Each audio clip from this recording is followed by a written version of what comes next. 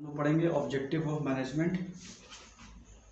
तो एक क्वेश्चन बना लीजिए, what are the objective of management. What are the objective of management. Answer लिखिए, the main objective of management are as given below. The main objective of management are as given below. Point number first, profitability. Point number first, profitability. Management must ensure that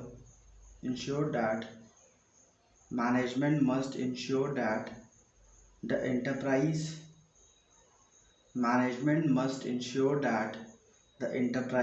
earn sufficient profit.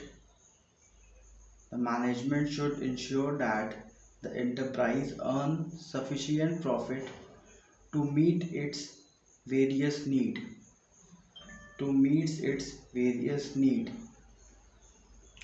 Management should ensure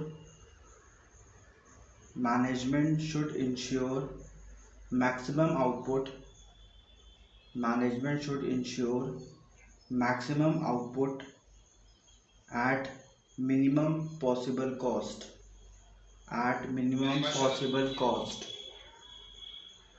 अब देखिए यहाँ पे क्या बता रहे हैं, हम लोग बात कर रहे हैं ऑब्जेक्टिव ऑफ मैनेजमेंट के बारे में। ठीक है, तो क्या ऑब्जेक्टिव है मैनेजमेंट का, पहले इसको ध्यान में रखना है। तो पहला ऑब्जेक्टिव है प्रॉफिटेबिलिटी।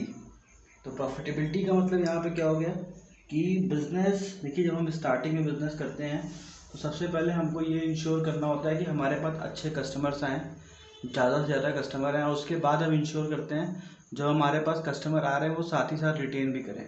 अगर हमारे पास कस्टमर नए आ रहे हैं तो अच्छी बात है, लेकिन अगर रिटेन नहीं कर रहे हैं तो इसका मतलब अच्छी बात नहीं है। तो इसके लिए हम लोग करते क्या हैं, जब भी हम लोग कोई भी बिजनेस करते हैं तो हम इंश्योर करते हैं कि प्रॉफिट बहुत ज़्यादा ना लें। ठीक है, तो ऐसा बहुत समय तक आप नहीं कर सकते। अगर आप कम से कम प्रॉफिट पे काम कर रहे हैं तो एक लिमिटेड टाइम के लिए आप काम कर सकते हैं। क्यों?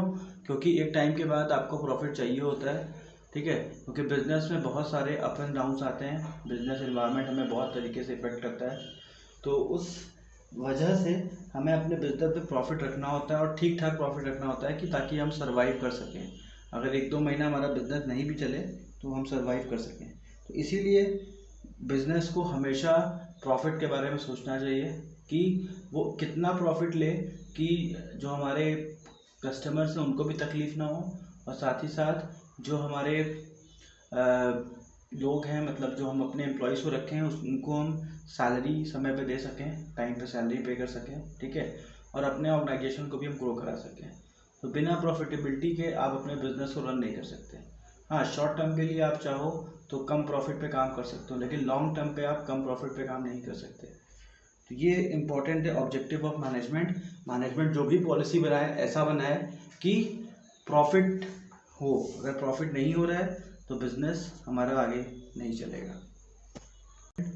Prosperity and growth. अब इसमें लिखिए, by providing right types of leadership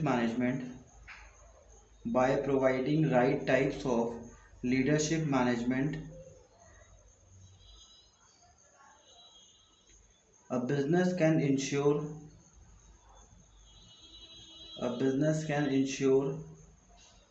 prosperity and growth for all. अब देखिए यहाँ पे क्या कह रहे हैं, प्रॉस्पेरिटी एंड ग्रोथ मतलब प्रॉस्परस होना और ग्रोथ करना। देखिए अगर हम कंसिस्टेंटली प्रॉफिट कमा रहे हैं, हर साल प्रॉफिट कमा रहे हैं, तो ये अच्छी बात है। लेकिन अगर हम ग्रो नहीं कर रहे हैं तो वो अच्छी बात नहीं है। तो कैसे पता चलता है हमारा बिजनेस ग्रो कर रहा है कि नहीं कर रहा है?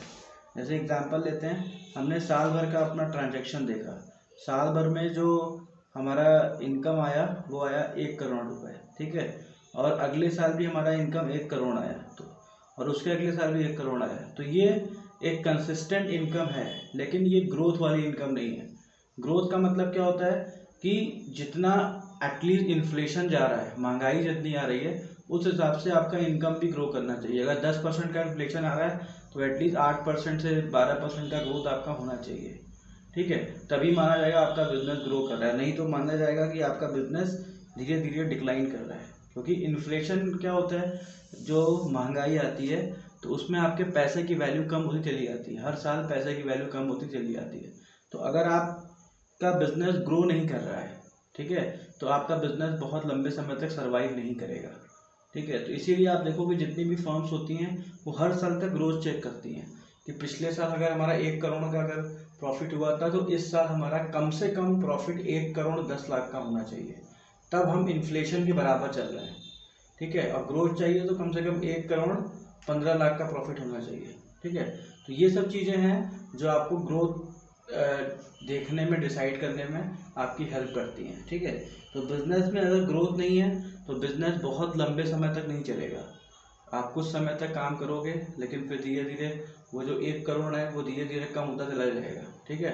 क्योंकि अगर 1 करोड़ वो कम नहीं भी होता है तो आपका जो कंसिस्टेंट परफॉर्मेंस है वो आपके लिए अब हार्मफुल हो सकता है। क्यों? क्योंकि आप ग्रो नहीं कर रहे हो, आप हर साल 1 करोड़ कमा रहे हो और दिन ब दिन पैसे की वैल्यू 8%, 10%, 8%, 10%, जितना इन्फ्लेशन आ रहा है पैसे की वैल्यू कम होती चली जा रही है। तो कहीं ना कहीं आप लॉस में जा रहे हो। और फिर दिक्कत क्या होगा, आप अपने एम्प्लॉयज़ को, जो भी आपके कंपनी में, भाई 1 करोड़ का बिजनेस आप कर रहे हो, अकेले तो करोगे नहीं, कोई ना कोई एम्प्लॉय आपको रखना ही है। अब इसका मतलब अपने एम्प्लॉय को भी आप हाइक नहीं दे रहे हो, तो एम्प्लॉय को हाइक नहीं दोगे तो एम्प्लॉय भी कंपनी छोड़ देगा। अगर एम्प्लॉय को हाइक दोगे तो आपका प्रॉफिट कम होता चला जाएगा। आपने प्रॉफिट, आप एम्प्लॉय को 10% हाइक दे रहे हो लेकिन आपका प्रॉफिट जो है वो उतना ही है, 1 करोड़ 1 करोड़ 1 करोड़। तो एक समय बाद क्या आएगा कि आपको कुछ बचेगा ही नहीं, ठीक है। तो ये भी एक प्रॉब्लम कंपनीज में देखी गई है कि कंपनी कमा तो रही थी लेकिन कंपनी बंद हो गई। तो ये सब कारण होता है जो बिजनेस बंद करा देता है। इसीलिए हर एक कंपनी का जो भी मैनेजर, सीईओ होता है वो ग्रोथ की तरफ ध्यान देता है, वो कुछ ना कुछ नया हमेशा करता रहता है ताकि उसके पास नए कस्टमर अट्रैक्ट हों और उसकी कंपनी ग्रो करे। क्लियर है? Point number 3, change and innovation. Point number 3, change and innovation. अब इसमें लिखिए चेंज और इनोवेशन में, management serves as the agent of change and progress. Management serves as the agent of change and progress.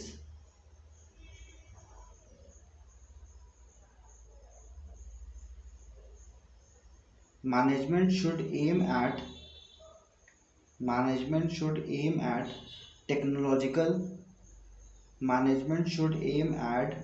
technological and other innovation so that the enterprise can successfully face the changes. So that the enterprise can successfully face the changes. अब देखिए इसमें क्या है, change and innovation में देखिए, अगर आपको business चलाना है, लंबे समय तक मार्केट में सर्वाइव करना है तो आपको अपने बिजनेस आइडियाज़ में हमेशा चेंजेस लाने पड़ेंगे। अगर आप बिजनेस आइडियाज़ में अपने चेंजेस नहीं लाओगे तो आप लंबे समय तक बिजनेस में नहीं टिक सकते। जितनी भी आप कंपनी देखते हो मार्केट में जो ग्रो कर रही हैं वो कुछ ना कुछ नया ऑफर, नया स्कीम, नया प्रोडक्ट वो लॉन्च करते रहते हैं। चाहे वो किसी भी चीज़ की कंपनी हो, चाहे वो टीवी की कंपनी हो, चाहे वो इलेक्ट्रॉनिक्स की कंपनी हो, चाहे वो मोबाइल की कंपनी हो, ठीक है। आप जो भी कंपनी, यहाँ तक कि ग्रोसरी की जो कंपनी होती है वो भी कुछ ना कुछ इनोवेशन करती है। कुछ नहीं समझ में आया तो पन्नी ही बदल देते हैं, नया पन्नी लगा दिए। अब बिस्किट खूब बिक रहा है, अब इनोवेशन करना है तो बिस्किट का पीले रैपर से हरा रैपर कर दिए, नीला रैपर कर दिए। मतलब कुछ ना कुछ इनोवेशन आप करते रहोगे तो आपका कंज्यूमर बोर नहीं होगा। आप ये सोचो कि हमने एक बार बिजनेस स्टार्ट कर लिया, बिजनेस सेट कर लिया, अब बिजनेस ज़िंदगी भर चलेगा, तो ये ऐसा कुछ नहीं है। कस्टमर किसी का नहीं होता, ठीक है। उसको 5%, 1% भी अगर कोई भी चेंजेस दिखा, उसको लगा कि हमको वहाँ जाना, तो चला जाएगा, ठीक है। तो आप किसी भी कस्टमर को फंसा के नहीं रख सकते। आज के टाइम पे जहाँ पे इंटरनेट का ज़माना है, जो भी कस्टमर है वो तुरंत कोई भी चीज़ गूगल पे सर्च करके उसका प्राइस पता कर सकता है। तो ऐसे एज में तो आप और भी कंज्यूमर्स को गुमराह नहीं कर सकते। आप एक ही चीज़ कर सकते हो कि कंज्यूमर को पकड़ सकते हो, और उसको पकड़ने का तरीका क्या है कि कुछ ना कुछ चेंजेस, कुछ ना कुछ इनोवेशन आप अपने प्रोडक्ट में लाते रहिए।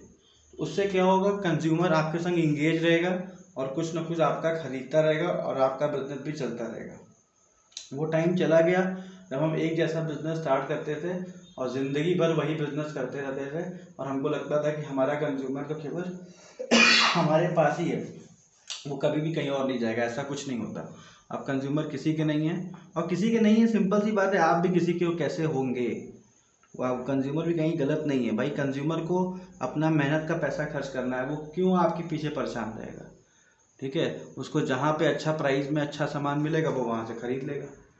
तो सिंपल सी बात है, हर एक आदमी को अपने पैसे की कदर पता है और वो अच्छा सामान खरीदना चाहता है। तो अगर आप अपने बिजनेस में इनोवेशन नहीं करोगे तो आपका बिजनेस लॉन्ग टर्म नहीं चलेगा, ठीक है।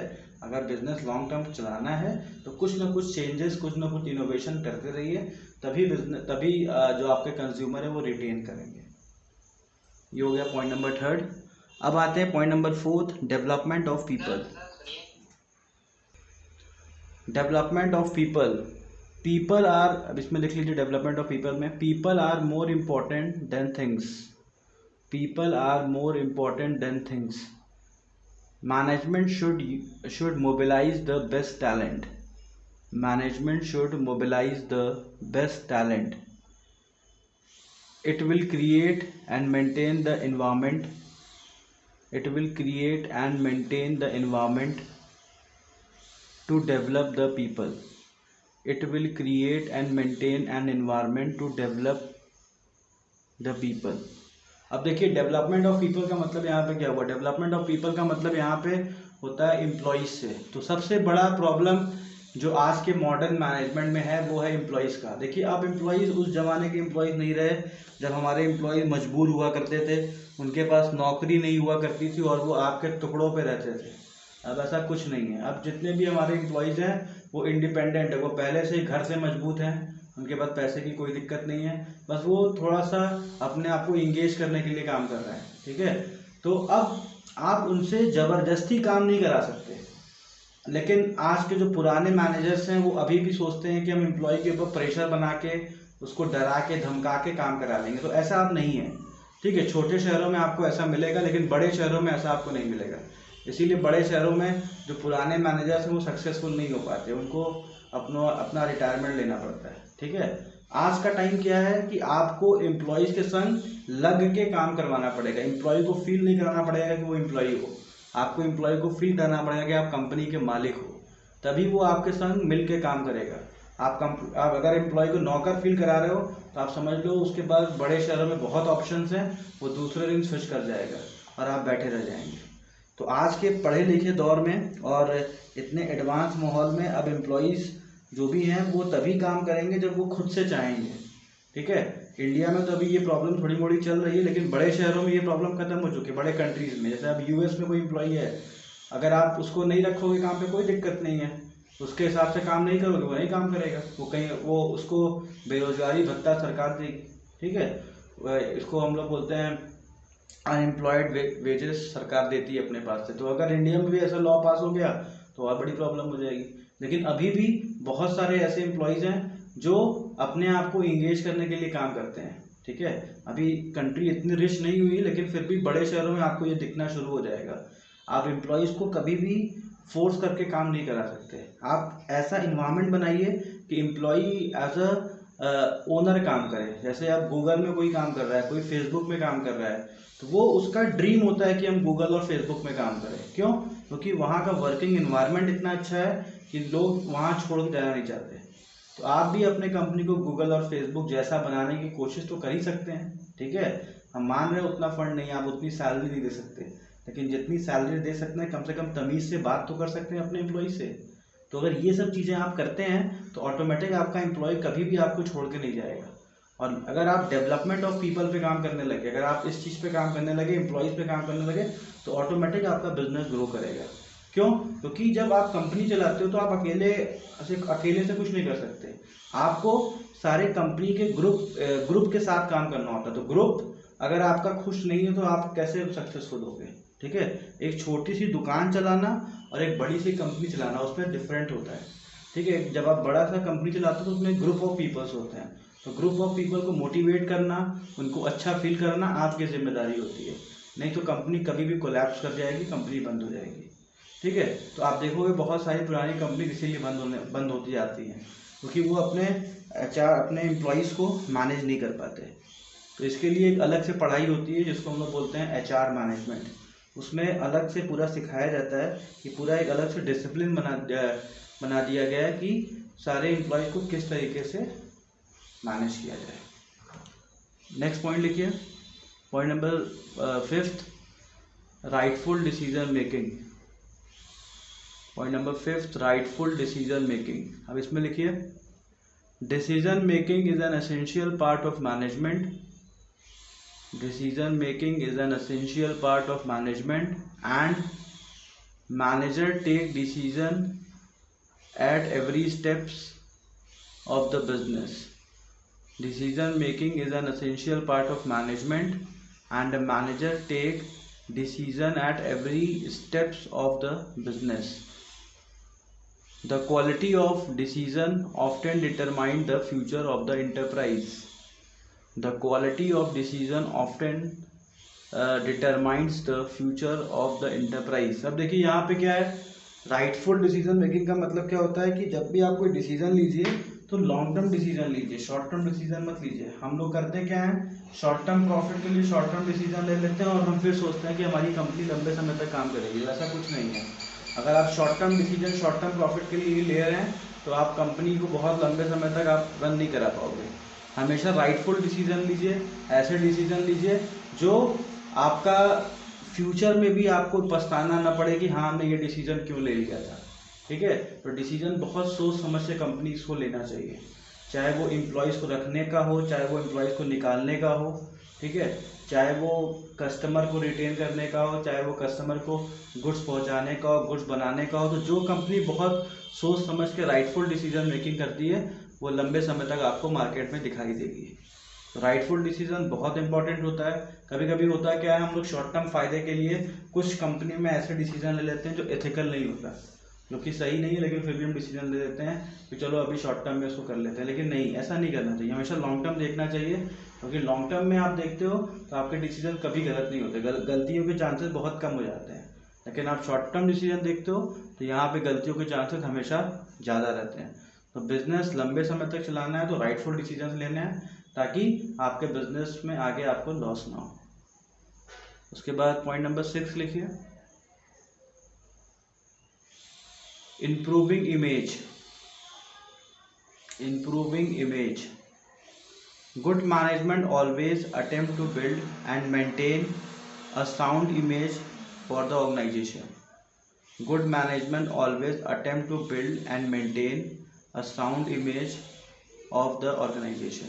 अब यहाँ पे क्या है, इम्प्रूविंग इमेज का मतलब कि हमेशा मैनेजमेंट को कोशिश करना चाहिए कि उसकी इमेज दोनों जगह पे अच्छी हो, कंपनी के अंदर पे भी और कंपनी के बाहर भी। ठीक है, अभी क्या चल रहा है कि जितने भी कंपनी वाले हैं, अगर आप छोटे शहर की बात करें तो वो वर्क करते हैं अपनी इमेज बाहर अच्छी बनाने की, मतलब कस्टमर से अच्छा इमेज बनाएंगे, एम्प्लॉय से अच्छा इमेज नहीं बनाएंगे। ठीक है, तो ऐसे में क्या होता है, शॉर्ट टर्म के लिए आपकी कंपनी अच्छी चलेगी, लेकिन लॉन्ग टर्म में आप कहाँ से एम्प्लॉय लेके आओगे भाई? जो मजबूर लोग हैं आपके अच्छे से काम कर देंगे, लेकिन जो मजबूरी है लोगों की ख़त्म होगी तब थोड़ी ना आप क्या काम करेंगे। तो इसीलिए एक ऐसा टीम बनाइए ताकि आपका इमेज जो है वो कंपनी में दोनों तरफ अच्छा रहे, कंपनी के अंदर भी और कंपनी के बाहर भी। अगर आप इम्प्रूव इमेज मतलब अपने कंपनी का इमेज इम्प्रूव करने पे काम नहीं करेंगे तो एक टाइम बाद लोग आपको भूल जाएंगे, आपके प्रोडक्ट्स खरीदना बंद कर देंगे, प्लस आपके खुद के एम्प्लॉयज़ आपको छोड़ के चले जाएंगे। फिर से समझिए, जब भी हम कंपनी के बारे में बात करते हैं तो हमें एक बड़ा ग्रुप दिखना चाहिए। तो आप बड़े ग्रुप के साथ कभी भी आप गलत तरीके से नहीं रह सकते, आपको उनको पॉजिटिव रखना पड़ता है, आपको उनको मोटिवेटेड रखना पड़ता है, तभी वो काम करते हैं।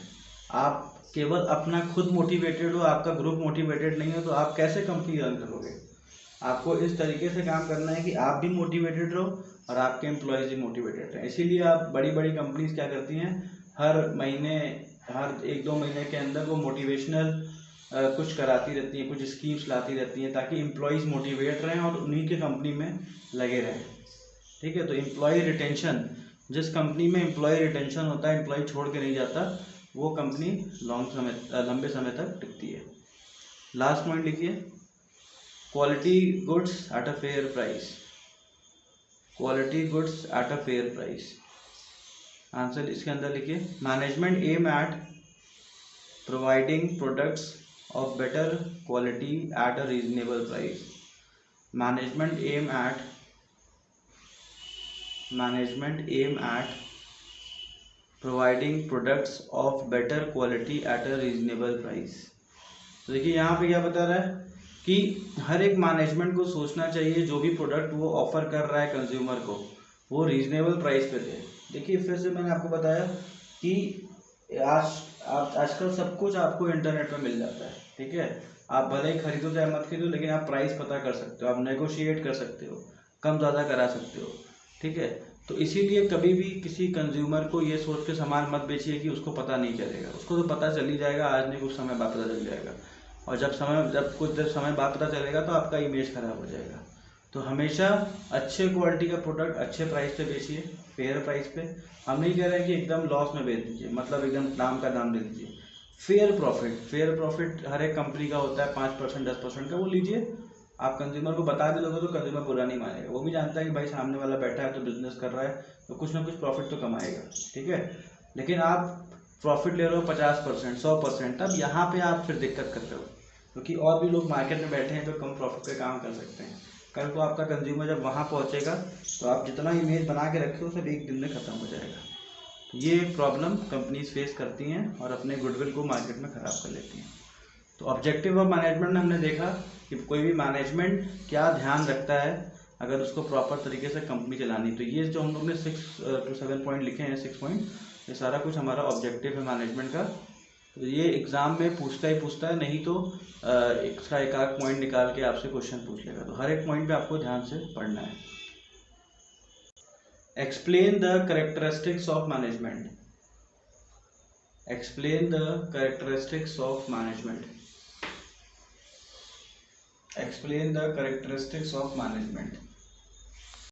The characteristics of management are. The characteristics of management are. Point number first, management is goal oriented. Point number first, management is goal oriented. अब इसमें लिखिए, management aims to achieve economic and social objective. Management aims to achieve economic and social objective.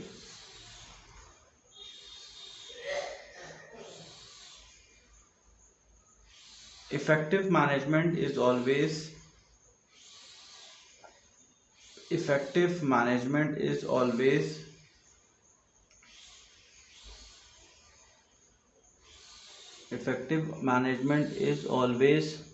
management by objective. Management by objective.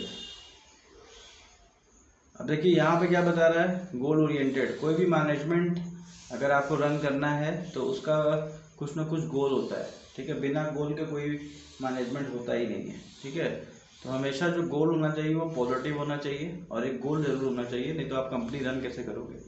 गोल का मतलब यहाँ पे क्या हो गया कि हमको फ्यूचर में क्या करना है, कितना हमको सेल्स करना है, कितना हमको प्रॉफिट कमाना है, सबका गोल होता है, ठीक है। अगर कंपनी गोल बना के चल रही है, मैनेजमेंट गोल बना के चल रहा है, तभी वो कंपनी सही डायरेक्शन में जाएगा।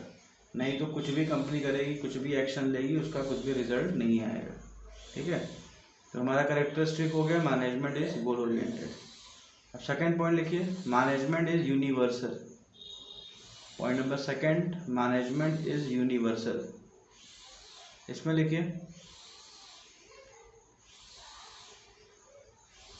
management is required in all types of organization. Management is required in all types of organization, big or small, business or non-business, अब देखिए यहाँ भी यूनिवर्सल का मतलब क्या हो गया। यूनिवर्सल का मतलब हुआ कि जो मैनेजमेंट होता है वो हर एक ऑर्गेनाइजेशन में यूज होता है, चाहे छोटी कंपनी हो चाहे बड़ी कंपनी। आप ये नहीं कह सकते कि मेरे यहाँ तो खाली 2 ही एम्प्लॉई हैं तो हम मैनेजमेंट यहाँ पे क्यों लगाए हैं, हम अपने हिसाब से काम करेंगे, ऐसा नहीं होता। 2 ही एम्प्लॉई हैं तो इंसान ही। तो अगर आप मैनेजमेंट नहीं लगाओगे तो एक समय के बाद वो भी छोड़ के चले जाएंगे। जब तक मजबूरी तब तक काम करेंगे, जब मजबूरी खत्म होगी नौकरी छोड़ देंगे, फिर आप ढूंढते रहो लोगों को।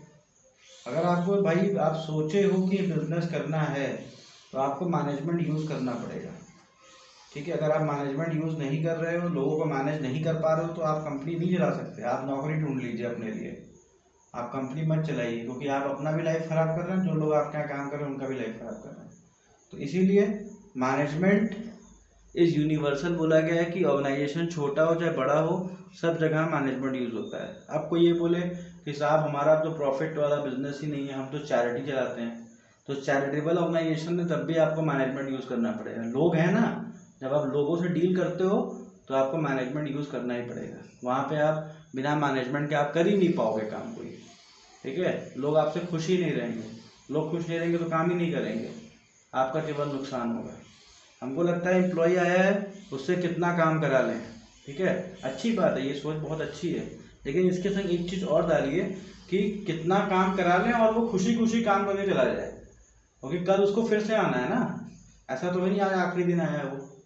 तो इसीलिए हर एक मैनेजमेंट यही करता है कि वो एम्प्लॉयज़ को बहुत अच्छे से ट्रीट करता है, ठीक है, तभी उसकी कंपनी लंबे समय तक चलती है।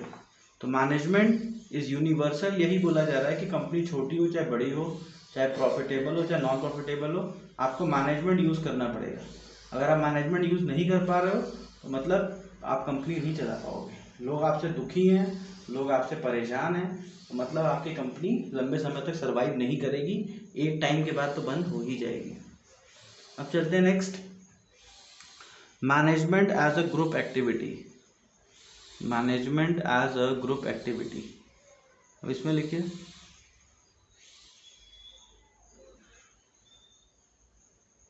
The effort of different members of the group so that the effort of the different members of the group so that they can function as a team,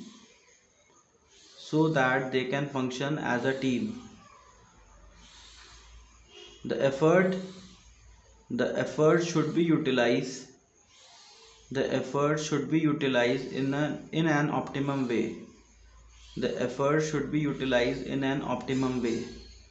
अब देखिए यहाँ पे क्या बता रहा है कि मैनेजमेंट जो होता है वो एक ग्रुप एक्टिविटी होता है, ये तो हमें क्लियर है। लेकिन यहाँ पे आपको ग्रुप एक्टिविटी का मतलब क्या हुआ कि आपको इस तरीके से काम करना होता है कि वो ग्रुप बना के काम करें, ठीक है। आप डिवाइड एंड रूल करके कंपनी में काम नहीं कर सकते।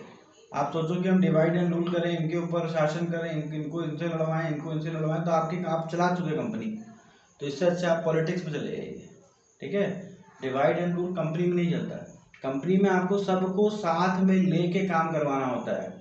कोई कम एजुकेटेड है, कोई बहुत एजुकेटेड है, कोई किस बैकग्राउंड से आया है, कोई किस बैकग्राउंड से आया है, भाई एक ही तरीके के लोग आपको नहीं मिलेंगे। आप फोटोकॉपी मशीन नहीं लगी है कि एक आदमी को उसमें सुलाए और फोटोकॉपी करके निकाल दिए, हर एक टाइप के आदमी आपको मिल गए। आपको जब भी कंपनी में मिलेंगे सब अलग अलग ग्रुप से, अलग अलग जगह से आए हुए लोग मिलेंगे, अलग अलग बैकग्राउंड से, अलग अलग क्लासिक, उनका अलग अलग सब कुछ सोच रहेगा, भाई सब इंसान अलग है। तो अब मैनेजमेंट, यहीं तो मैनेजर का मेन एक तरीके से रूप दिखता है कि वो किसी लायक है कि नहीं है। एक अच्छा मैनेजर सबको मैनेज कर लेता है, वो जानता है कि हाँ ये सब अलग अलग फील्ड से आए हुए हैं, हमको सबको मैनेज करना है, सबसे काम कराना है, हमारे टाइप के लोग नहीं मिलेंगे, हमको इन्हीं लोगों को अपने टाइप का बनाना पड़ेगा। तो ये सोच होती है एक अच्छे मैनेजर की। तो अगर आप ग्रुप में काम कराना चाहते हो तो आपको एक पर्टिकुलर ग्रुप को मोटिवेट करके उसको एक सही डायरेक्शन देके आपको काम कराना होगा। तो यहाँ पे ये भी हो सकता है कि आपको हर एक आदमी को अलग अलग चीज़ सिखानी हो, ठीक है। आप अलग अलग चीज़ सिखाओगे और फिर आखिरी में वो एक चीज़ अचीव करेंगे, और वो क्या होगा, कंपनी का गोल। तो इस तरीके से आपको उनके गोल को डायरेक्ट करना होता है। Management is a system of authority. Management is a system of authority, इसमें लिखिए management is a rule making, management is a system of authority के अंदर डैश लगा के लिखिए management is a rule making and rule enforcing authority. Management is a rule making and rule enforcing authority. There is a chain of authority among the people working at different level of the organization. There is a chain of authority among the people working at a different level of the organization. अब देखिए यहाँ पे क्या बता रहा है, management is a system of authority का मतलब यहाँ पे क्या हुआ कि मैनेजमेंट जो होता है वो एक अथॉरिटी होता है, ठीक है। कोई भी एम्प्लॉय छोटे लेवल पे काम कर रहा हो, बड़े लेवल पे काम कर रहा हो, भाई एक कंपनी में एक एम्प्लॉय 10,000 वाला भी काम करता है और 1 लाख वाला भी काम करता है, लेकिन इसका ये मतलब नहीं 1 लाख वाले के लिए रूल्स रेगुलेशन अलग रहेगा। चाहे वो छोटा लेवल का आदमी हो चाहे बड़ा लेवल का आदमी हो, उसको मैनेजमेंट की बात तो माननी ही पड़ेगी। तो ऐसा रूल डिज़ाइन करिए जो आपका यूनिवर्सल रूल हो। कल को ये एक छोटे एम्प्लॉय के अंदर ये ना आ जाए कि भाई जो बड़े लोग हैं उनकी अलग उनको प्रिविलेज मिलता है। अगर उसके दिमाग में ये चीज़ बैठ जाएगा तो फिर वो अपना 100% आपकी कंपनी को नहीं दे पाएगा। तो आपको जब आप अथॉरिटी डिज़ाइन करते हो, जब आप रूल डिज़ाइन करते हो, पॉलिसी डिज़ाइन करते हो, तो ये सब चीज़ें आपको ध्यान देनी चाहिए कि मैनेजमेंट एक अथॉरिटी की तरह होता है, ठीक है। तो लोग उसी को समझ के काम करते हैं, उसी को वो लोग कंपनी समझ के काम करते हैं। तो रूल्स रेगुलेशन पॉलिसीज बनाते समय ध्यान रखिए कि वो सबके लिए सेम हो सके, ठीक है। बड़े एम्प्लॉयज़ के लिए वो सेम नहीं है, छोटे एम्प्लॉयज़ के लिए वो अलग है, तब आप कंपनी चला नहीं पाओगे, ठीक है। कुछ समय तक कंपनी चलेगी, ठीक है, लेकिन अगर आप लॉन्ग टर्म सोच रहे हो कि कंपनी फंक्शन करेगी तो लॉन्ग टर्म फंक्शन नहीं कर पाएगी। आपको अथॉरिटी जो है वो एक सिस्टम बना के चलना पड़ेगा ताकि लोगों के अंदर ये फीलिंग ना आए कि भाई ये तो बड़े एम्प्लॉई हैं, इनके लिए अलग रूल है, हम लोग तो छोटे एम्प्लॉई हैं, हमारे लिए अलग रूल है। ये जैसे ही लोगों के अंदर आया बस आप समझ लीजिए आपका डाउनफॉल स्टार्ट हो गया। क्लियर है। नेक्स्ट आते हैं, management is a social process. Management is a social process. अब इसमें लिखिए, management involves getting things done with other peoples. Management involves getting things done with other people.